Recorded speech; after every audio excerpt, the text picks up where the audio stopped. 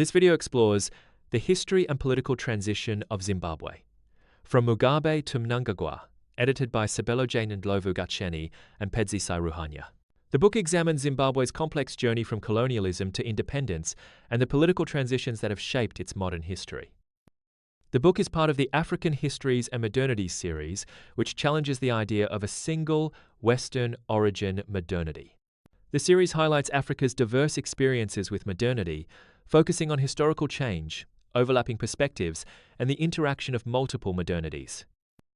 Zimbabwe has experienced 6 major political transitions: decolonization, economic indigenization, economic liberalization, agrarian transformation, democratization, and the military-assisted transition of 2017. Each transition brought hopes for change, but often resulted in new challenges and continuities of power. In November 2017, Zimbabwe experienced its first military coup, ending Robert Mugabe's 37-year rule and bringing Emmerson Mnangagwa to power.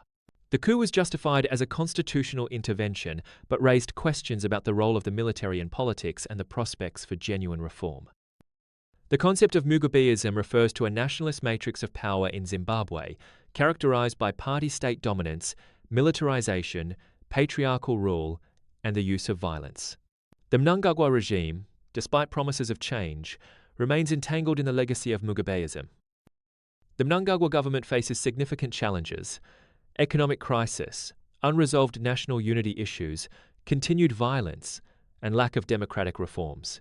The military remains deeply involved in politics, and hopes for a break from the past have not materialized.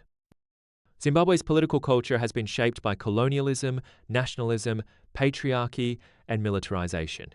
Despite independence, authoritarianism, exclusion, and violence have persisted, affecting governance, civil society, and gender relations.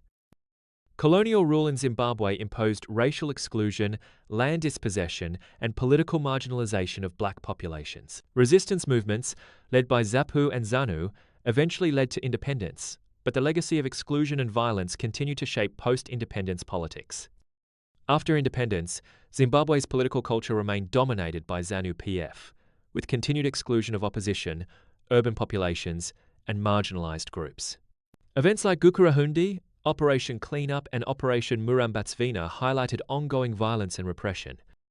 The increasing involvement of military and security elites in Zimbabwe's politics, mining, and agriculture has transformed the country's political and economic culture.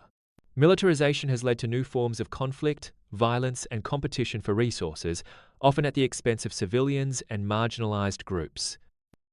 Zimbabwe's national question encompasses issues of nation-building, state-making, rights, and inclusive development. Despite liberation, challenges remain in achieving democracy, equality, and a shared national vision, with ongoing struggles over land, citizenship, and social justice.